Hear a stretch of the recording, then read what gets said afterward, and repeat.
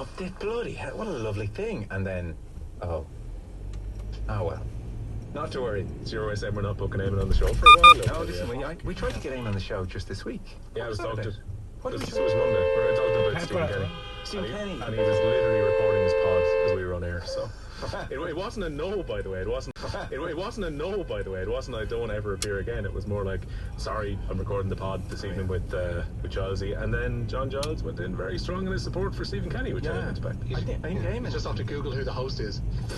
I think Eamon's in strong as well. Yeah, both of them did, yeah. And to be fair, David Connolly, who then came on, I guess, it won't be no surprise to you, we don't get yeses immediately from everybody. David Connolly eventually came on, he was around to do it, and he also was urging caution over just definitely casting Stephen Kenny aside, so maybe a beginning of a backlash to the backlash, I don't know. Even Eamon Duffy was saying it would be a dark day if he wasn't offered under contract. Yes. And then for John Giles to say, like, he's been, and in fairness, John has been consistent on this. He really felt that it goes beyond the results business right now for Stephen Kenny. He felt that it was like the team were trending in the right direction, even if the results weren't necessarily there in the field. And I'm sure we'll hear a lot more from John tomorrow night with Nathan, but both guys coming out really strongly.